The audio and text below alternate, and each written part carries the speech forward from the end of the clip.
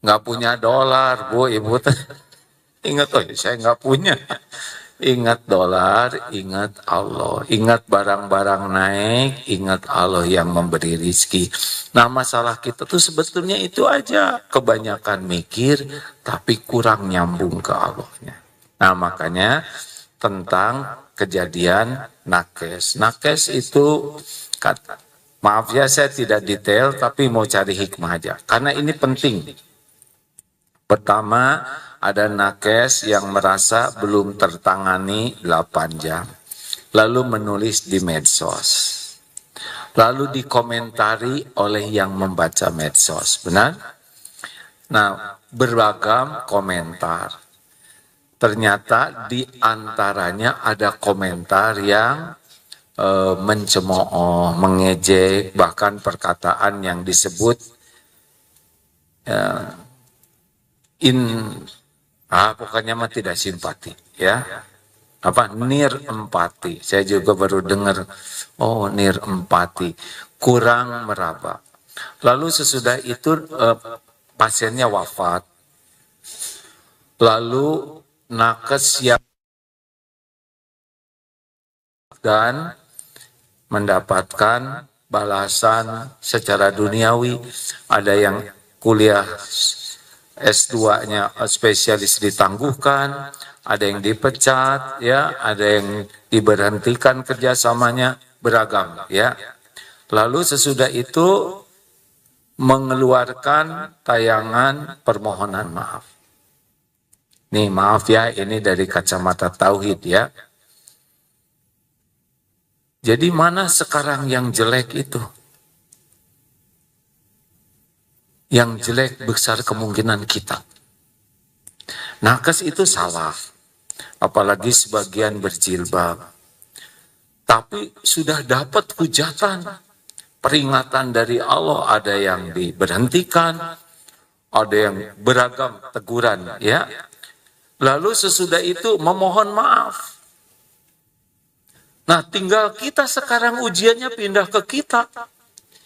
Ada yang mencemooh permintaan maaf itu. Dulu cengar-cengir, sekarang nangis ya. Kalau gitu apa bedanya dia dengan nakes itu sebelumnya? Betul tidak? Saya berbaik sangka nakes itu ditolong oleh Allah menyadari kesalahannya. Dengan minta maaf, dengan dihujat, mungkin dunia menjadi sempit sekali. Gugur dosanya. Besar kemungkinan tersungkur itu tobat kalau ada ilmunya. Bisa selesai itu dosanya. Yang belum selesai, kita yang menghujat, tidak minta maaf, tidak tobat. Hati-hati hadirin. Sembarang komentar kita sama dengan sembarang komentar beliau sebelumnya. Orang ditangkap, orang dihujat, bisa jadi pertolongan Allah. Seperti yang ditangkap-tangkap KPK dan sebagainya, kita sibuk menghina, merendahkan, padahal boleh jadi itu cara Allah menyelamatkan. Di penjara, qadarullah diundang ke LP Sukamiskin, saya juga ketemu dengan yang undang-undang dulu. Ya. Udah nggak usah diperpanjang. Banyak kenalan pada waktu jadi bupati, wali kota, gubernur, jadi menteri, banyak di sana. Tidak berani meremehkan. Apalagi sesudah ditanya, gimana Pak, ngapain aja di sini? Sini mas sholat tepat waktu, malam tahajud, jamaah, ngaji tiap hari. Bandingkan waktu jadi pejabat dulu, wah, dahulu mah. Jadi beruntung dong, enggak juga. Pengen keluar tapi dari segi ibadah lebih bagus. Susah sombong ya, sombongan mana Pak dulu? Oh di sini susah sombong ya, udah sama-sama tahanan ya. Boleh jadi di penjara itu adalah pertolongan Allah. Mungkin juga terkabulnya doa orang tuanya. Saya ngedoain anak saya di penjara. Doanya apa untuk anak? Ingin anak soleh. Waktu punya jabatan tidak soleh dia. dikabulkan oleh Allah, digerakkanlah polisi, digerakkanlah jaksa, digerakkanlah KPK untuk nangkep. Ini karunia Allah, hadirin. Udah pasti mati semuanya juga, betul tidak? Yang lebih celaka itu yang sampai sekarang nggak ketangkep dan nggak tobat. Milih, mending yang mana Bapak? Mending jadi orang soleh ya, tanpa ditangkap. Nah begitulah hadirin, jadi kalau melihat sesuatu jangan hanya dikomentari, tapi pelajaran apa sih yang Allah berikan dari ini. Akibat tayangan itu harusnya semua orang Indonesia hati-hati nulis komen. Betul tidak? Dan ternyata pendidikan tinggi itu tidak cukup untuk membuat seseorang ngerem kalau tidak pakai pendidikan iman. Berikut ini tentang 17 Agustus. Tadi Ustaz ceramah apa? Jangan-jangan udah diceritain semuanya.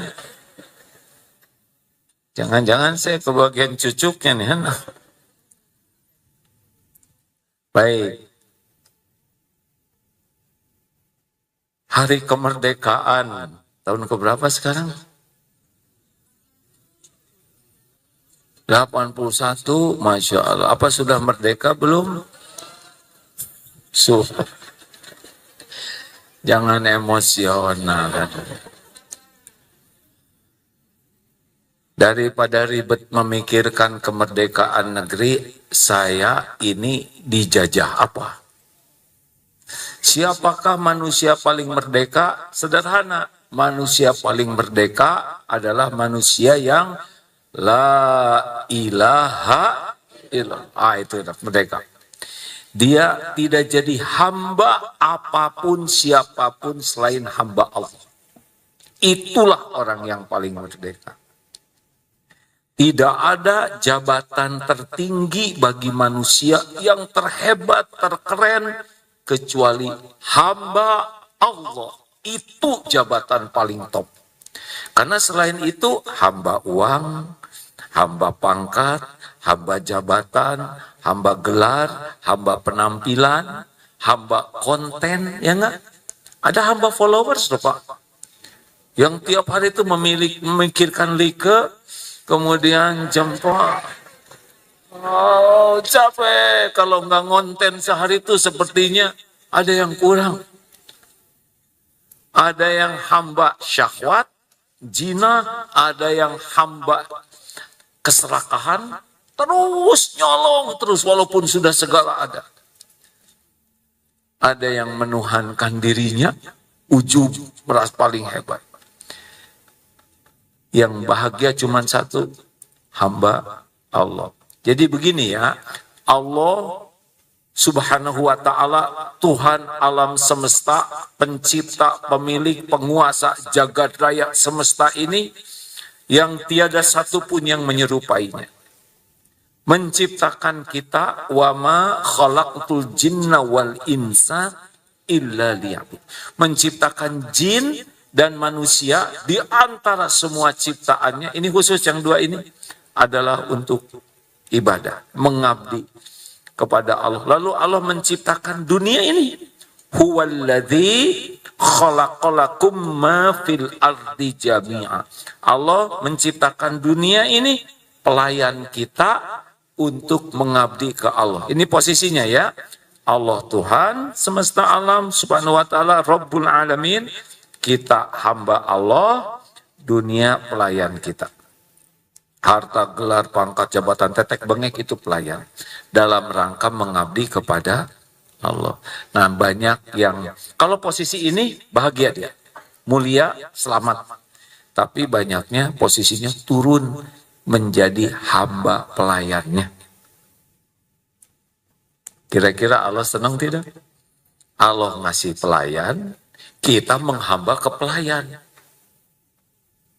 Udah pasti nggak bahagia. Pasti itu. Karena Allah menciptakan pelayan itu untuk melayani kita, mengabdi ke Allah. Ini persis ini ya. Meja melayani saya untuk setidaknya naruh ini. Mikrofon melayani untuk menyampaikan kacamata, sorban, handphone, tetek bengek duniawi ini pelayan kita untuk ngabdi ke Allah. Betul tidak? Makanya orang-orang yang tidak menyadari posisi ini, dia turun. Nah, maka kita coba sekarang. Jangan ngarap-ngarap ceramah yang gegap gempita, sederhana aja ya. Pertama, Bapak Ibu belum tentu ngerti, ya nggak? Yang kedua, saya belum tentu bisa ngomong. Makanya nih, sederhana aja, karena dilihat dari wajah ini udah banyak beban ya. Bagaimana bisa tahu, Bu? Makanya pada kesini, ya kan? Satu, apa sih yang sering dituhankan manusia yang membuat kita menderita? Satu, kita banyak berharap dari makhluk. Ingin jadi manusia merdeka, maka ketahuilah semua makhluk itu la haula wala quwata illa billah. Tiada daya, tiada kekuatan kecuali dari Allah. Tidak ada daya untuk menjauhi maksiat kecuali dengan penjagaan Allah. Ini la haula wala quwata ya, diantaranya. Tidak ada kemampuan untuk berbuat taat kecuali dengan pertolongan Allah.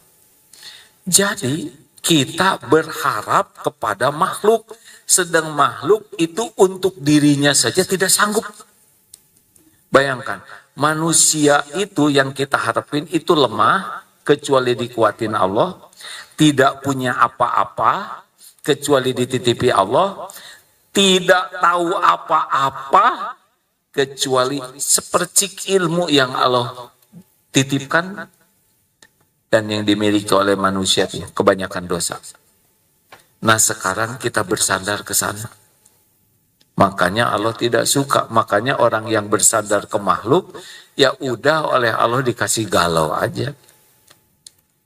Wah udah sering kali ceramah. Salah satu penyebab kaum wanita tidak bahagia adalah ingin dibahagiakan oleh suami. Kenapa enggak boleh ingin dibahagiakan oleh suami? Lah, suami ibu boro-boro ngebahagiakan istrinya. Sedang mereka saja susah bahagia. Tadi itu yang menjiwai, sekarang ini udah tenang Pak, saya juga mengerti Pak. Karena sama saya juga. Dengar hadirin.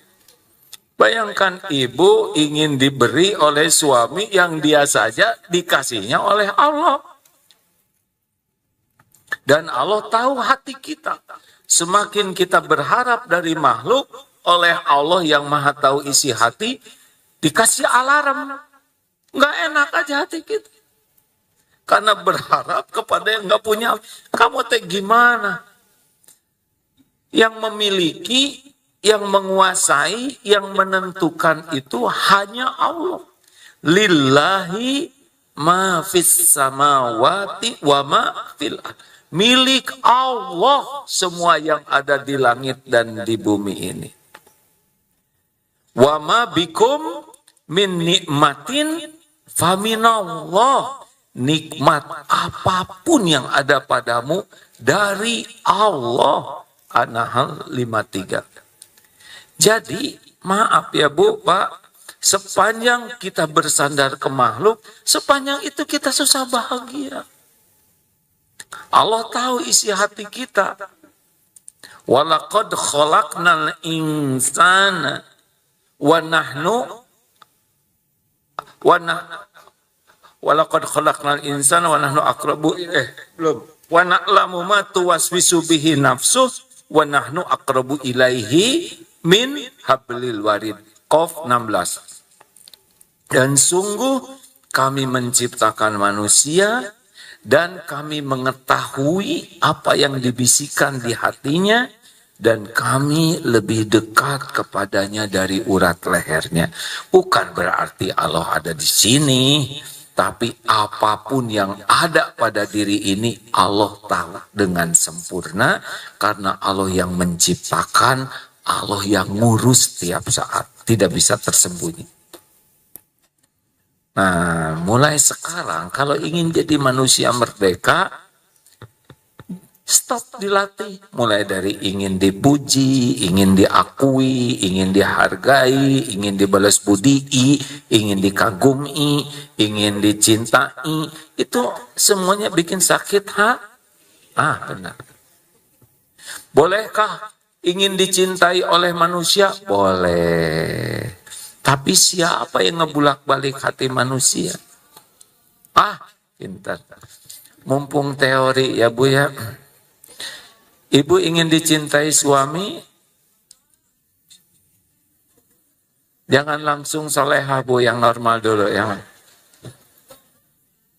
Ibu ingin, pasti baru datang nih si ibu ini.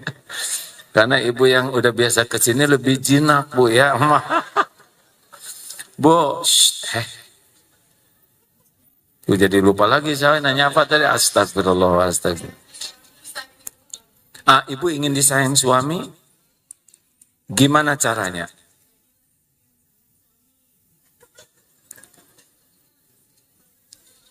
Gini ya, jadi sebelum ini bunyi,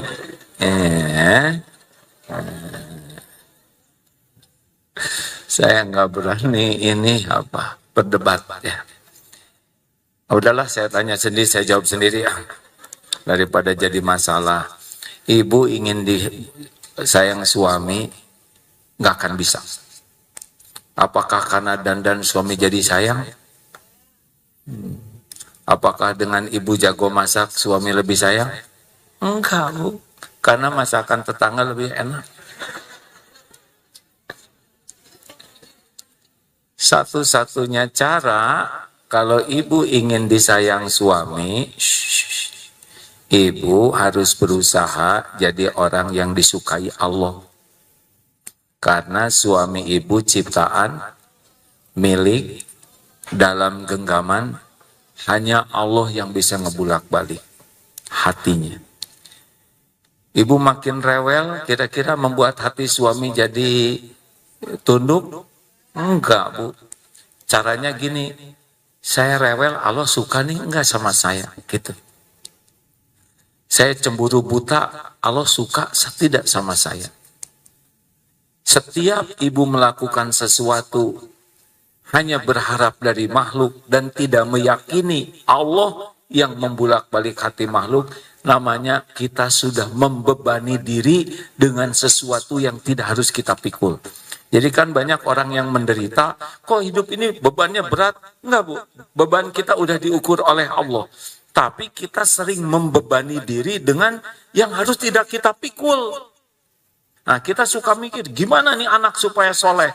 Gimana istri supaya solehah? Bagaimana suami saya supaya soleh? Gimana? Gak bisa. Itu bukan wilayah kita. Ku anfusakum wa ahlikum nar. Dirimu dulu yang dipikirin. Saya disukai Allah tidak? Apakah nasihat bisa mengubah? Enggak. Kalau Allah tidak mengizinkan.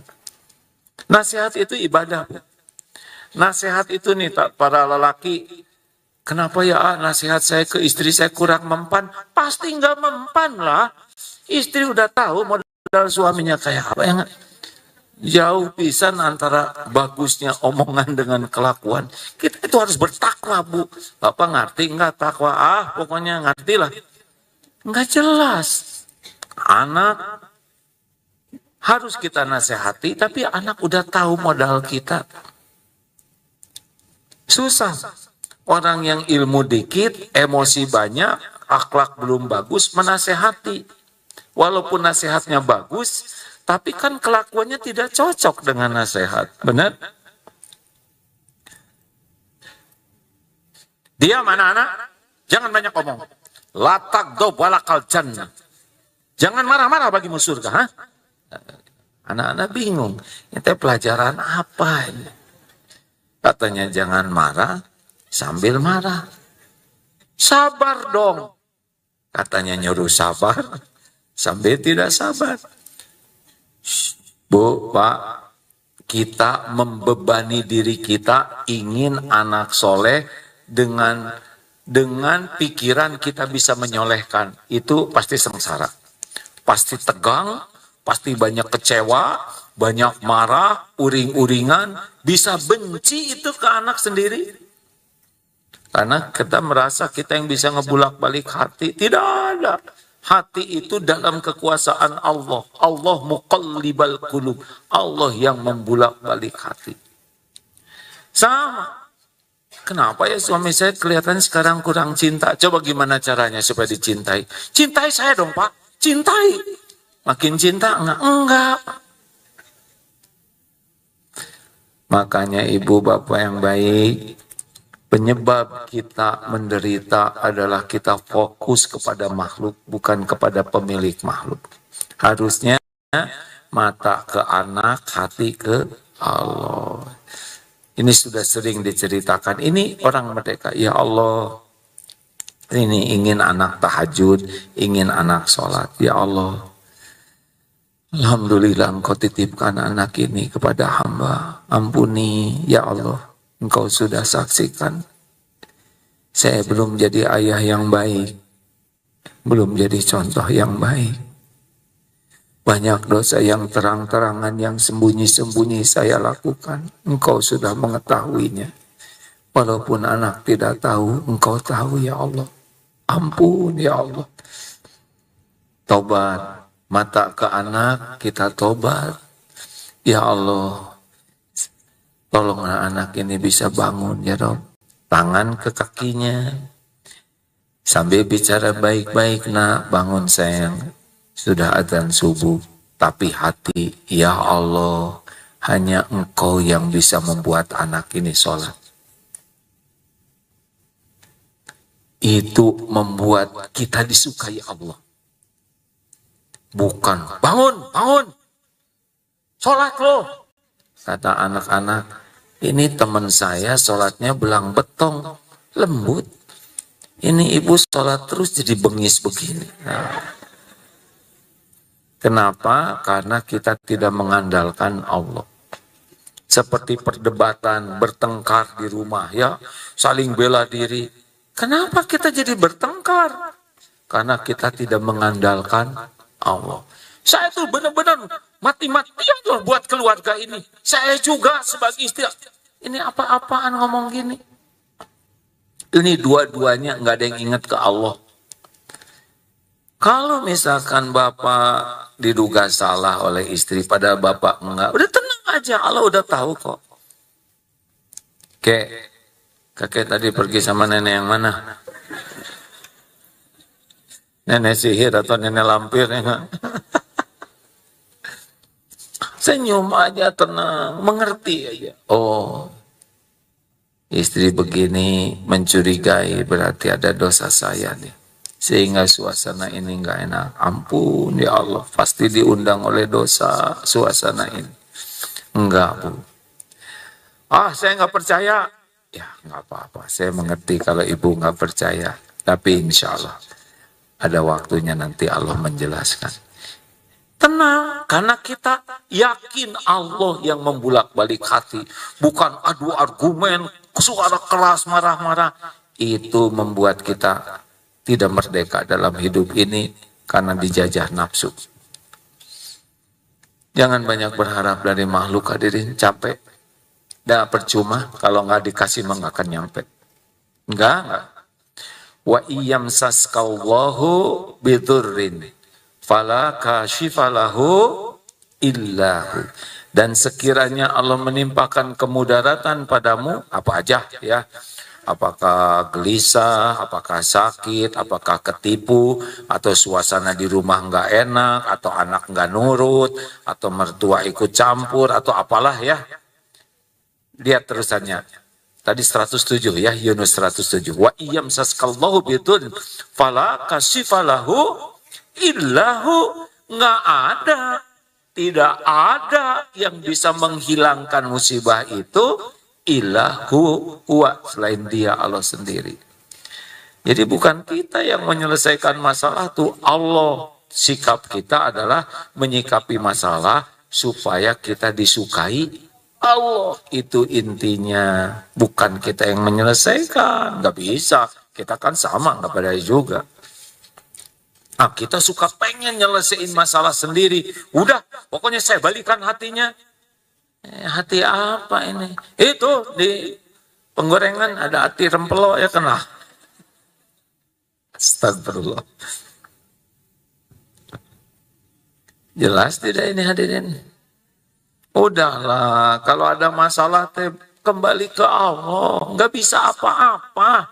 Mau menjerit sekeras apapun, mau menghibah merunduk apapun, mau lari kemanapun, gak ada yang bisa nolong selain Allah. Hasbunallah wa ni'mal wakil, ni'mal maula wa ni'mal. Apapun urusannya, gak ada, tidak ada. Allah satu-satunya pemilik segala takdir. Udah, nggak usah. Allah udah tahu kok masalah kita, keinginan kita, harapan kita, perjuangan, kepedihan. Tidak ada yang Allah tidak tahu. Allah tahu persis lahir batin kita sekarang, besok, nanti yang akan datang. Gak usah rewel. Allah tahu kita lagi sedih. Allah tahu keadaan keluarga kita. Masalahnya dibawa kemana urusan ini? Kalau dibawa mendekat ke Allah, Allah yang membereskan. Selama ini kita nyelesaikan sendiri. Pusing, udah bodoh, mikir. Atau mikirin apa selain ketipu, benar tidak? Udah tidak berdaya, sok kuatan. Nggak bisa Pak. Jadi tugas kita tuh bukan menyelesaikan masalah. Tapi menjadikan setiap masalah membuat kita makin dekat dengan Allah. Nanti Allah yang membimbing. Biasanya nanti hati ditenangkan dulu. Nanti pikiran kita jadi jernih. Perkataan kita jadi dituntun oleh Allah. Jadi kata-katanya baik. Kalau solusinya lewat perkataan kita, nanti omongan kita baik, Pak. Kalau memang Allah menghendaki solusinya lewat orang lain, nanti orang itu bakal ketemu kita. Kalau solusinya misalkan dia jadi sadar, nanti mungkin dia datang ke pengajian ini nih sekarang, dalam rangka penyadaran. Ya.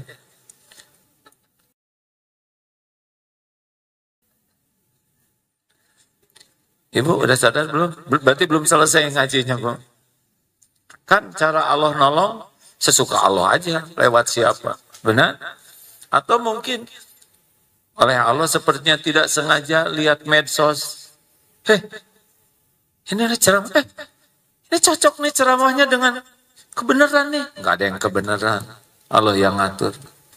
Allah tahu ini masalah semua jamaah ini. Tahu tidak? Nah, datang ke sini kebetulan bukan?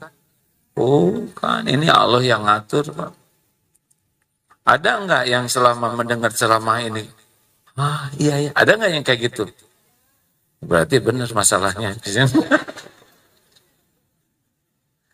Saya juga dari tadi gini-gini, karena saya juga ini cocok dengan penceramahnya nih.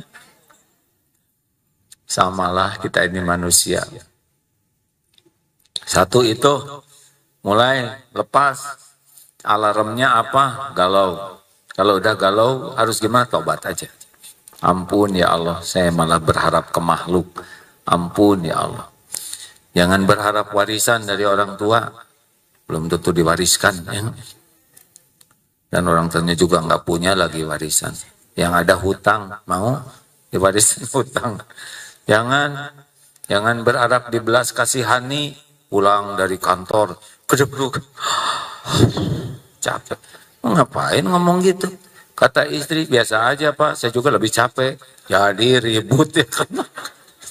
Bapak cuma segitu, ya nggak, saya dari subuh. Wah, tos. Makanya jangan jaim. Nggak usah posting penderitaan. Kalau kita suka posting penderitaan, itu ciri-ciri kita enggak ridho ke takdir Allah. Menderita, nanti apakah orang yang baca postingan kita bisa menolong kita? Enggak. Rasain lu, ya kan? Nggak usah, nggak ada yang bisa nolong, enggak. Bagusnya jadi gimana? Ya kalau ada apa-apa, pertama harus tahu ini takdir izin Allah.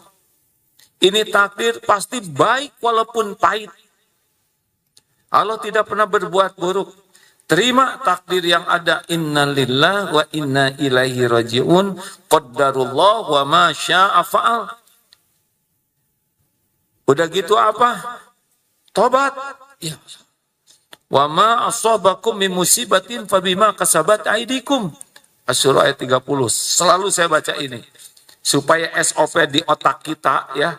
Kalau ada apa-apa tuh tidak mencari kambing hitam. Kenapa?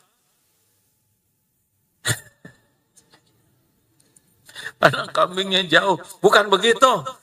Astagfirullah, ini lagi serius. Karena kambing paling hitam diri kita sendiri. Kita tuh korban diri kita sendiri. In ahsantum li anfusikum wa in asatum falaha. Al-Isra ayat 7. Jikalau kamu berbuat baik, kebaikan itu untuk dirimu. Kalau kamu berbuat jelek, jahat, buruk, itu kembali padamu. Jadi yang menimpa kita itu diundang oleh dosa kesalahan kita. Nah, kita sering merasa orang itu tuh yang zolim, ini zolim. Benar dia zolim, tapi yang ngundang itu kan kita. Ini serius hadirin. Anak gak nurut, anak bermasalah. Kita suka menyalahkan anak, menyalahkan sekolah, menyalahkan zaman, menyalahkan HP. Kita yang ngundang kelakuan kita. Tapi apa salah saya? Itu salahnya. Gak ngaku. Serius ini tuh beneran. Asy-Syura ayat 30, An-Nisa 79, baca coba. Ma asobaka min hasanatin faminallah wa ma asobaka min sayyiatin famin nafsik. Kebaikan datang dari Allah, keburukan dari diri kita sendiri. Makanya nggak usah ngarap ke siapa-siapa lah. Allah yang menimpakan, mau minta tolong kepada yang nggak berdaya, itu yang membuat kita menderita. Kembali ke Allah, tobat, syukuri yang ada. Oh, nanti gimana dong anak ini? Nanti tuh belum ada. Yang ada tuh sekarang. Jangan bebani hidup kita dengan yang belum terjadi. Hidup kita itu sekarang, now. What?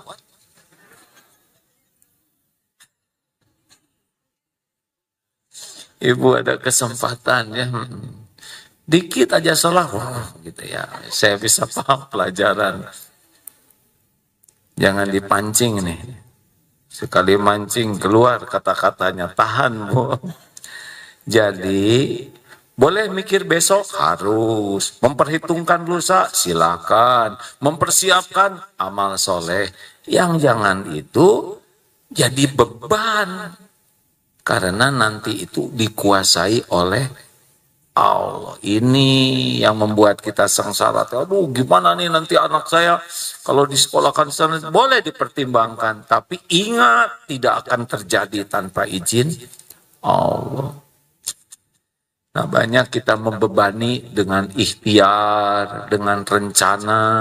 Seakan-akan kalau rencana begini pasti begitu. Enggak. Kalau semua rencana itu cocok, kacau. Coba sepak bola, dua-duanya merencanakan menang dan menang dua-duanya. Nggak mungkin ya kan. Setiap yang ingin jadi presiden, jadi Pak. Ada lagi ngepel, pengen jadi presiden, jadi coba bayangkan. Harus gagal sebagian ya kan. Iya kan. Ditaksir oleh 100 lelaki, ini solehah baik. Coba kalau terkabul semuanya. Hancur ya kan. Jadi harus berapa yang 100 semuanya. Karena beda lagi, yang jodohnya bukan yang 100 itu. Ini limited edition ya. Yang 100 itu edisi kurang cocok lah.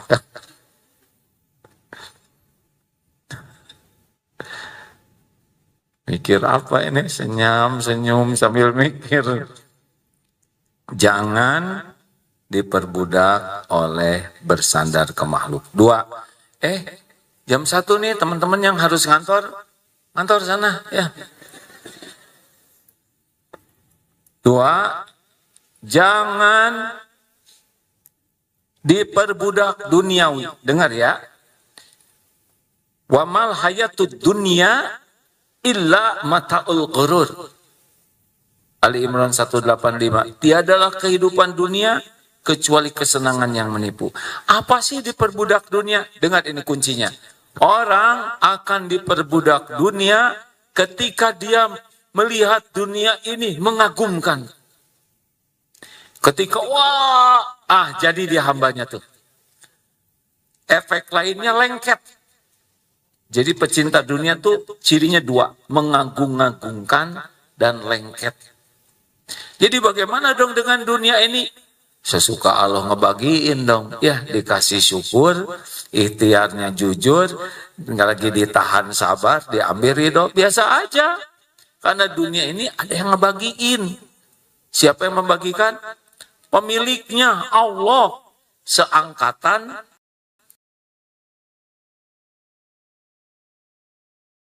itu beda-beda. Jangan seangkatan, ibu sebapak aja, beda-beda. Betul tidak? Relax saja dengan dunia ini. Bolehkah kita punya mobil bagus? Tapi bukan jangan nyicil, jangan diperbudak. Astagfirullah. Coba Bu ya jawabannya tuh dipikir dulu, harus sesuai.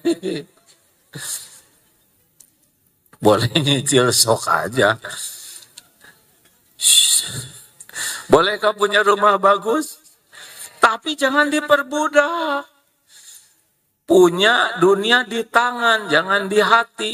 Adanya tidak membuat bangga, tidak adanya tidak membuat hati terluka. Biasa aja, terserah Allah. Kapan Allah ngasih, kapan dipindah ke sini rezeki itu, kapan dimudahkan, kapan oleh Allah disempitkan, kapan oleh Allah diambil. Semuanya sama. Semuanya ladang amal. Enggak mungkin semuanya sesuai keinginan kita. Repot dong. Masuk ke akabri. Seangkatan teh berapa orang akabri teh? Mas Andi? 300. Jadi jenderal semua enggak? Enggak tuh. Sekarang udah jadi jenderal ya. Udah takdirnya begitu. Sujud ya. Sing salamat. Pak Andi ini dari mulai kapten dulu. Ya kan? Dari masih muda bareng terus. Sekarang udah diuji oleh Allah diberikan bintang. Nanti kalau perlu saya kasih lagi lah ya. Kalau pusing kan harus dikasih bintang 7. Betul tidak? Tapi beliau rajin ke Bandung datang, ke sini datang. Alhamdulillah, Masya Allah. Lanjut. Jadi mulai sekarang boleh senang terhadap dunia, boleh bahagia punya dunia, boleh, tapi itu punya Allah, bukan punya kita. Jangan nyombong-nyombongin yang bukan punya kita. Belajar dari tukang parkir, banyak mobil nggak pernah sombong, segitu banyaknya, ganti-ganti mobil juga nggak ujub, diambil sampai habis nggak ada sedih-sedihnya. Tahu kenapa? Tahu kenapa? Sok berguru sama tukang parkir, ada tukang parkir di sini. Kenapa, Bang? Kok mobil diambilin sampai habis nggak sedih? Ya udah bukan punya saya.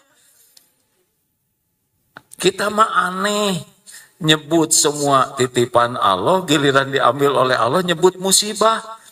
Tukang parkir nggak pernah nyebut, aduh musibah, mobil keluar. Biasa lah. Ini tubuh tuh milik Allah. Ibu jangan kagum kalau merasa kinclong, suatu saat ya kan.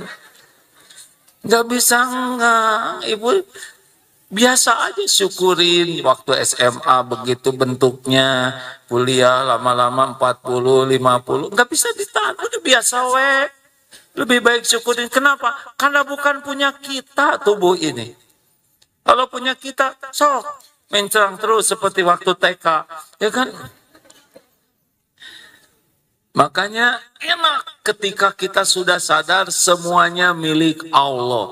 Punya mobil bagus, alhamdulillah. Mobil kan cuman kaleng, besi, plastik, karet, ya kan? Cuman gitu-gitunya. Jangan sampai mobilnya berharga, orangnya tidak berharga.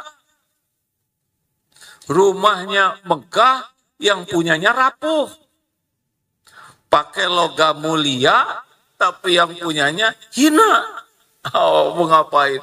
Dunia ini cuman casing. Gak lama kok, nanti juga udahan, ditinggalin. Benar?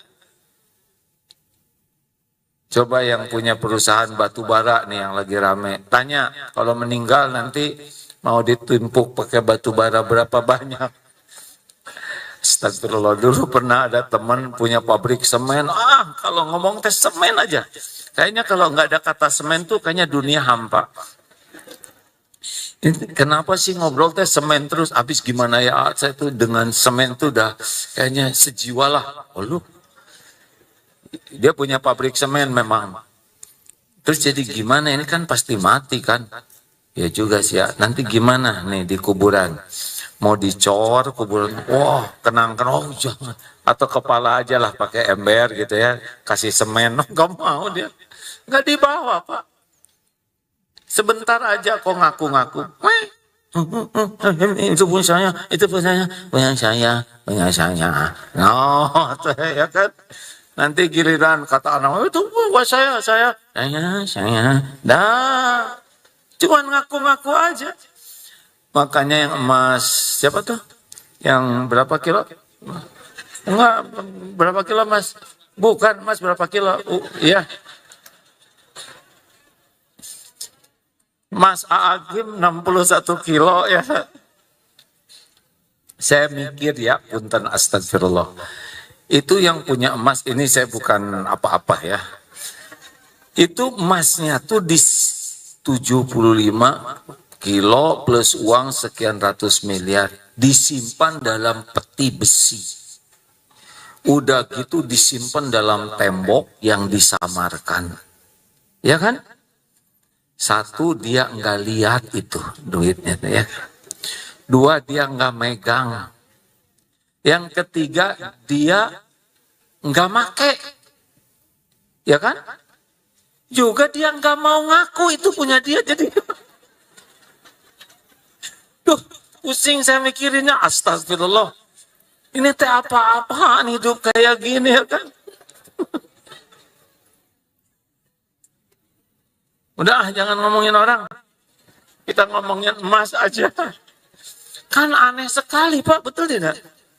Udah nggak lihat, nggak megang, nggak make, nggak mau ngaku lagi punyanya. Udahlah, nggak tahu punya siapa itu, sok aja lah. Saya nggak mau ngebebanin diri saya kecuali ngasih satu mesinnya. Bu, Pak, itulah dunia. Dunia ini seperti air laut, makin diminum makin haus. Terus akan terus begitu. Orang yang tidak punya iman, punya apapun, pasti dia mikir yang belum ada. Sampai tua. Dan yang ada sendiri tidak dinikmati, malah jadi beban.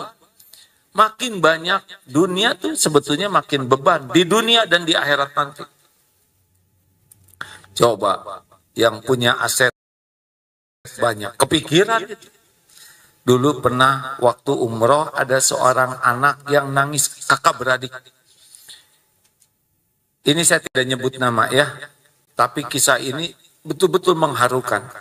Jadi punya ibu, semoga Allah mengampuni dan menyayangi. Ibunya ini ditakdirkan kaya, punya rumah di tempat strategis yang katanya mahal. Nah suaminya, suaminya bareng, tapi tidak sekaya ibunya.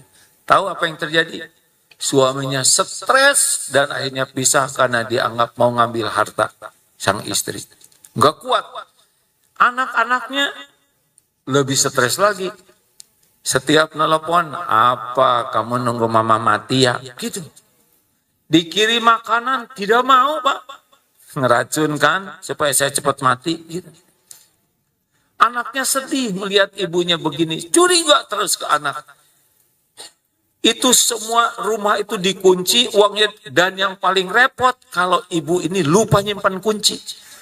Waduh, anaknya diteror. Di mana kunci? Kamu nyembunyiin.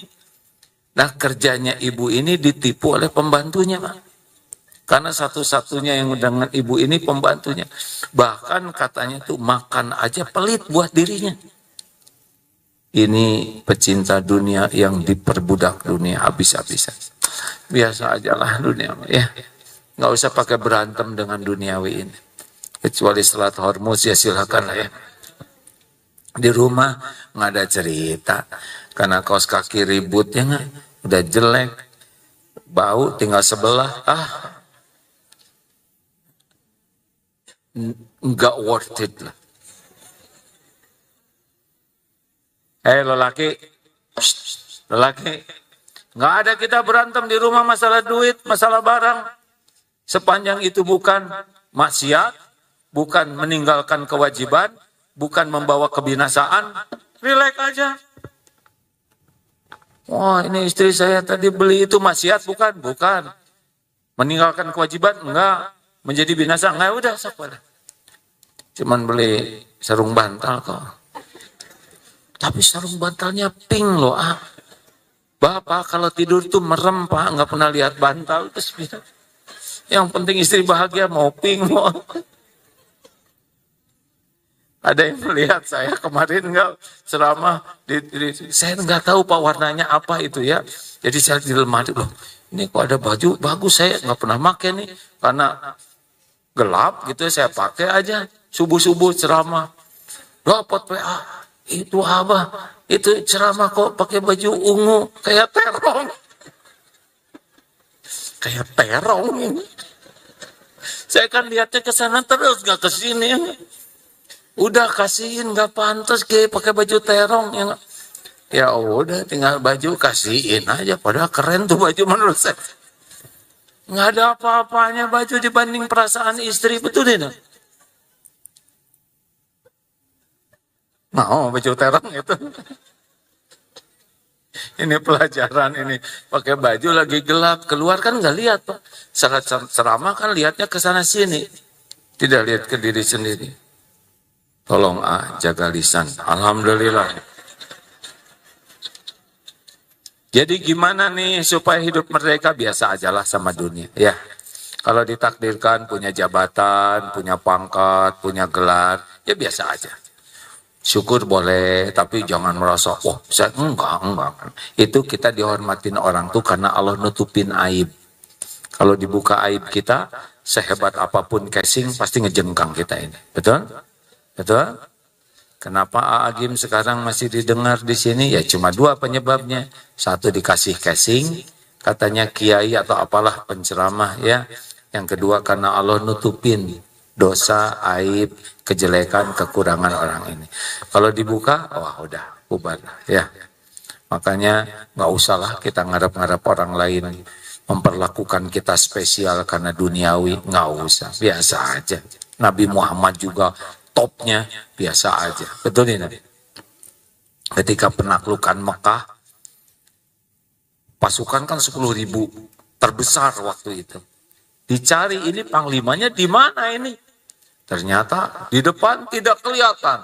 Di kuda-kuda yang gagah tidak ada. Di unta yang keren tidak ada. Dicari. Ternyata di tengah, ke belakang, naik keledai dengan pelana yang sudah rusuh dan nunduk kepala beliau sampai mau menyentuh kepala keledai. Itulah Rasulullah SAW. Panglima besar yang bisa menggalang pasukan sebesar itu. Siapa kita? Syukuri kalau dikasih dunia, tapi ya nggak usah kagum, nggak usah merasa mulia karena dunia, karena penjahat juga banyak yang dikasih lebih. Kalau jabatan tinggi, Hitler mau cetung juga dikasih oleh Allah. Makanya jangan sampai kagum dan lengket terhadap duniawi. Terima kasih. Sudah doa aja itu juga udah berkeringat hadirin. Sudah makan belum? Bagus ya, pertahankan ya. Udah dibilangin jangan menceritakan penderitaan. Ya silakan, ada pertanyaan tidak nih? Ada 3 aja ya, maaf ya. Bagi yang harus meninggalkan ya, karena saya paham ini hari kerja. Ya Bu, tolong di belakang. 1 Ibu, ada Bapak. Ya, silakan Bu. Assalamualaikum warahmatullahi wabarakatuh. Terima kasih untuk sharing ilmunya. Terkait dengan tema merdeka dari dunia, izin bertanya tentang batasan hati. Bagaimana pandangan Islam ketika seseorang itu mengalami mati rasa akibat harapan duniawi yang tidak kunjung terwujud? Apakah kondisi hambar dan lelah itu dalam penantian termasuk hal yang salah? Mati rasa gimana Bu? Mati rasa tuh kayak udah, ya udahlah nggak usah ngarepin lagi kayak gitu loh, Tunggu dulu. Yang lain diam ya. Ya. Astagfirullah. Coba ditahan Bu. Aduh. Yang nanya ini. Yang saya tanya ini. Ibu tahu dari mana itu? Mati rasa Bu. Bukan. Jadi mati rasa itu gimana Bu? Jadi beku gitu. Mati rasa itu kayak mungkin sudah melakukan berbagai ikhtiar tapi tidak kunjung datang, jadinya tuh kita sudah ya sudahlah, bisa dibilang itu melupakan harapan itu gitu loh. Melupakan harapan itu karena tidak kunjung terwujud seperti itu. Itu tidak bahagia kalau gitu. Harusnya bagaimana? Udah boleh saya jawab belum? Belum Pak. Oh belum, sekarang mau hidup lagi rasa, silakan. Ya, jadi apakah kondisi hambar dan lelah dalam menanti itu termasuk hal yang salah, ataukah justru bentuk pasrah yang benar untuk melepaskan keterikatan kita dengan dunia? Jadi mohon pencerahannya. Terima kasih. Sederhananya gini ya Bu, kalau kita benar, Allah akan menurunkan sakinah. Huwaladzi anzala sakinah. Jadi kalau sikap, pikiran, hati kita benar, kita tenang Bu. Hadiah dari Allah. Tapi kalau salah, kita galau. Galaunya galau yang sebetulnya diharapkan Allah jadi balik ke Allah. Ya, misalkan, ya udah aja, nggak usah lah. Nah itu kayaknya dia nggak tenang. Alhamdulillah kita sudah ikhtiar, kita sudah doa, Allah sudah mendengarkan semuanya, Allah sudah menyaksikan apapun yang kita lakukan, dan Allah paling tahu apa yang terbaik bagi kita.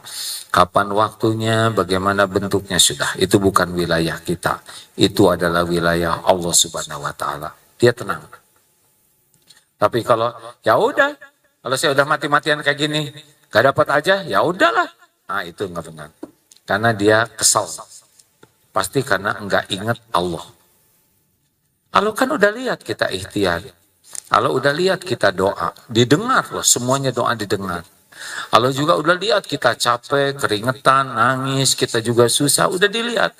Tapi kan Allah lebih tahu apa yang terbaik bagi kita. Wallahu ya'lamu wa antum la ta'lamun. Besar kemungkinan ikhtiar, doa dilakukan tapi pasrahnya enggak. Karena kalau tawakalnya bagus, ketika Allah tidak memberi yang kita inginkan, Allah memberi ketenangan di hati kita. Dengar ya, kalau kita sudah tawakal, tapi yang kita minta ini enggak baik buat kita, Allah tahu. Nanti Allah tidak kasih, tapi Allah kasih pemahaman di hati kita. Makanya disebut dalam At-Taghabun ayat 11 tuh, ma asaba min musibatin illa biiznillah wa may yu'min billah yahdi qalbah. Allah akan memberi petunjuk nanti di hatinya. Be. Udah bagus gini, jangan mempersulit. Mau nanya. Terakhir ya.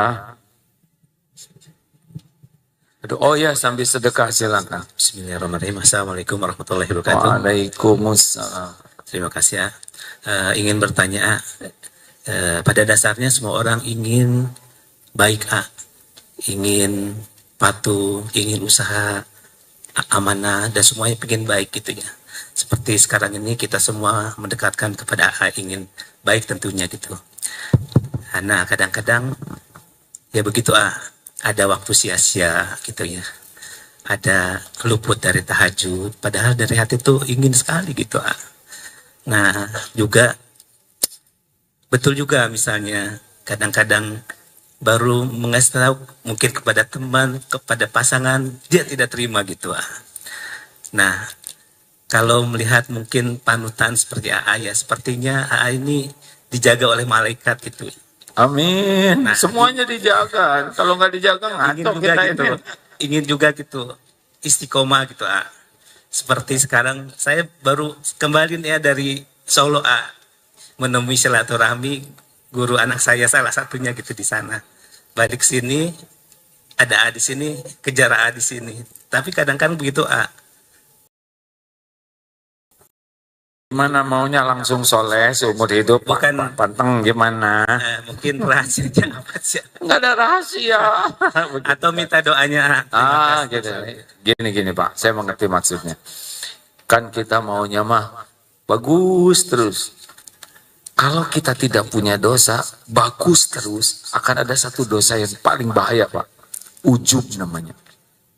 Merasa suci, merasa mulia, merasa tidak punya dosa. Itu lebih bahaya lagi. Jadi memang begini. Yang penting begini Pak. Naik 4. Ini lalai turun 1, sadar lagi naik 3. Nah, jadi naik turunnya itu dalam progres naik. Yang bahaya itu, ada yang mau bantu menjawab kan? Naik 2, turun 7. Naik, nah ini suul khotimah.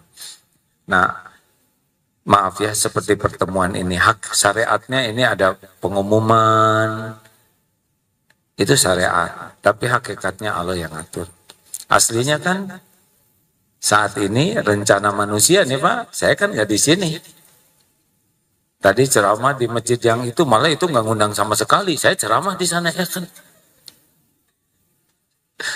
Aslinya rencana awal nih Pak, ya maaf saya cerita ini menunjukkan betapa rencana Allah lah yang bakal terjadi. Kan rencana awal tuh udah pamitan waktu itu 3 pekan di Australia, di Perth, di pesantren di sana, 1 pekan di Indonesia, yaitu menjelang Ahad pertama, Ahad sesudah Istiqlal pulang ke sana karena tinggalnya di sana. Itu teori manusia. Baru udah cepat beli tiket supaya beli tiket. Tapi jadinya kayak gini, di sini aja saya tetap jadinya 26 hari sekarang tidak di Australia. Kenapa? Ya kemarin udah beli tiket semua karena jauh-jauh sudah direncanakan. Tapi kata istri, Abah selesai Istiqlal balik ke Australia. Baru nyampe capek tuh ya. Udah gitu Sabtu udah berangkat lagi ke Indonesia karena mau berangkat umroh. Terus capek lagi tuh ya. Terus selama umroh Abah bagian capeknya. Jadi kapan Abah bahagianya? Saya pikir benar juga ya. Tapi kan enak di sana mah nggak riuh kayak di Indonesia ya. Tapi itu cuman syariat jalan untuk terwujudnya takdir pertemuan ini. Karena Allah mau menakdirkan ini terjadi, maka Allah kasih jalan terjadinya takdir itu. Dan baik niatnya, baik caranya. Tuh gitulah, rencana kemana, kejadian kemana. Yang penting jadi baik. Kecuali kalau sekarang saya ngedumel, harusnya nggak baik. Padahal takdir saya sekarang, bukan tadi, bukan nanti. Nah banyaknya orang sengsara oleh nanti dan juga menderita oleh tadi. Enjoy sekarang, betul ini. Jelas kayak? Udah segitu aja. Terima kasih Bapak Ibu yang baik. Udah mulai sekarang PR-nya nggak usah diomongin ke suami ya, nanti masalah baru. Pak, mulai sekarang saya tidak berharap apa-apa sama Bapak. Kata suami tadi, yes. Bukan di mulut. Boleh nggak ngomong? Boleh. Boleh Pak, beliin dong kerudung. Saya pengen sepatu yang matching sama helm misalkan. Boleh ngomong, boleh minta. Yang jangan itu hati berharap. Mau pinjam uang sok kalau nggak punya. Yang jangan itu menganggap yang dipinjemin sumber rezekinya. Jelas ya? Boleh ikhtiar, harus ikhtiar, tapi jangan menganggap ikhtiar yang menentukan. Ikhtiar itu ibadah. Oh, saya sudah doa, doa itu ibadah. Doa huwal ibadah. Jangan ngatur Allah. Kapan waktunya, bagaimana bentuknya, bagaimana caranya. Allah udah paling tahulah kapan. Nggak usah ngatur, enjoy saja, doa terus. Ini kok belum terus? Bukan belum, ayo terus doa, ada waktunya. Enak hidup kayak gitu tuh Pak. Nah ini rahasianya. Pusing nggak? Banyak Pak masalah saya ini hari ini aja, aduh sampai leneng gitu ya. Tapi ya udah deh, emang takdir saya begini, harus ngadepin masalah.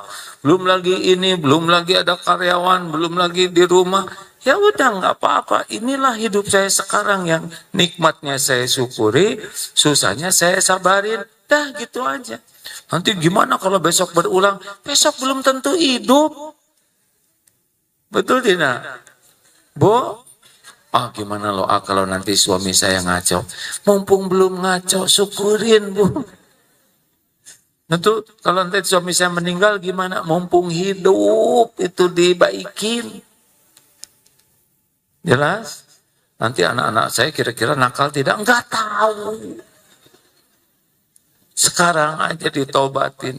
Jangan ribet dengan yang belum terjadi. Ya. Terakhir nih ya. Kan ada yang, anak saya sekolah di sana. Jangan nanti nganut. Papa mah modern. Anak kita menghadapi masa depan. Padahal baru hamil. Udah bertengkar. Kejauhan mikirnya. Belum juga brojol udah berantem. Jelas? Tenang aja, ada Allah, ada Allah. Ada Allah yang maha baik.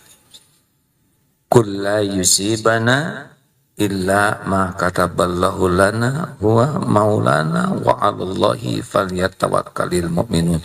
Katakanlah, sekali-kali tidak menimpa kepada kami kecuali apa yang Allah tuliskan untuk kami. Dan yang menulisnya itu maulah kita yang maha baik. Dan kita disuruh pasrahkan aja lah. Gak akan dikecewakan. Allahumma salli ala Sayyidina Muhammad wa ala alihi wa ashabihi ajma'in. Alhamdulillahi rabbil alamin. Ya Allah, wahai yang maha menatap, wahai yang maha mendengar. Engkau telah mendengar apapun yang terucap. Hujamkan diri kami hanya ilmu yang Engkau berkahi, ya Allah. Ya Allah, bukakan hati kami agar bisa mengenal-Mu, agar bisa selalu ingat padamu. Ya Allah, bukakan hati ini agar yakin padamu, yakin dengan segala janji-Mu, yakin dengan segala jaminan-Mu. Golongkan kami menjadi orang yang selalu merasa Engkau maha dekat, Engkau maha menatap, Engkau maha mendengar. Jangan biarkan hati ini berpaling dari-Mu, ya Allah. Allahumma inna ala zikrika wa syukrika wa husni ibadatik. Tolong ya Rabb, jadikan hati ini hati yang selalu ingat padamu. Dimanapun, kapanpun. Jangan biarkan hati ini bersandar kecuali hanya kepadamu, ya Allah. Jangan biarkan hati ini dilanda cinta membara kecuali cinta padamu, ya Allah. Kan di hati ini ada kerinduan yang selalu menggebu selain rindu kepadamu, ya Allah. Ya Rabb, jadikan umur yang tersisa ini seluruhnya hanya untuk-Mu. Hanya di jalan-Mu, ya Allah. Hanya karena Engkau. Allahumma inna nas'aluka fi'lal khairat wa tarkal munkarat. Mudahkan bagi kami, ya Allah, melakukan amal kebaikan yang Engkau sukai. Dan mudahkan bagi kami meninggalkan segala kemungkaran. Allahumma ati nufusana taqwaha wa zakiha anta khairu man zakaha anta waliyuha wa maulaha. Wahai Allah, berikan kepada kami jiwa yang takwa, jiwa yang takut padamu, jiwa yang hanya berharap padamu, Bersihkan jiwa kami ini ya Allah. Engkau sebaik-baik yang kuasa membersihkan. Engkau pemelihara, penjaga jiwa ini ya Arhamar Rahimin. Rabbana atina min ladunka rahmah wa hayyi lana min amrina rasyada. Rabbana ya muqallibal qulub tsabbit qulubana ala dinika wal iman. Wahai Allah, tetapkan hati ini dalam agamamu ya Karim. Jangan cabut nikmat iman ini. Jangan palingkan hati kami ya Allah. Rabbana la tuzigh qulubana ba'da idh hadaitana wa hab lana min ladunka rahmah innaka antal wahhab. Ya Allah, jadikan jamaah ini jamaah yang istiqomah. Titipkan kepada kami keluarga sakinah ya Allah. Karuniakan kepada kami anak-anak yang soleh, solehah. Cukupi kami hanya dengan rezeki yang halal, rezeki yang berkah. Kumpulkan kami dengan orang-orang yang baik hati ya Allah. Ya Rob, lindungi kami dari fitnah, bala, musibah. Lindungi dari apapun yang haram. Lindungi dari kejahatan makhlukmu ya Arhamar Rahimin. Rabbana atina fid dunya hasanah wa fil akhirati hasanah wa qina azabannar. Amin ya rabbal alamin. Sallallahu alaihi wasallam. Terima kasih Bapak Ibu yang baik. Sampai jumpa di medsos ya. Subhanakallahumma bihamdik asyhadu alla ilaha illa anta astaghfiruka wa atubu ilaik. Mohon Ustaz, berapa umur sekarang? 34. Setengah saya dong. Insyaallah. Kalau nanti meninggal, tetap makmurkan masjid ini ya Ustaz ya. Assalamualaikum warahmatullahi wabarakatuh. Waalaikumsalam.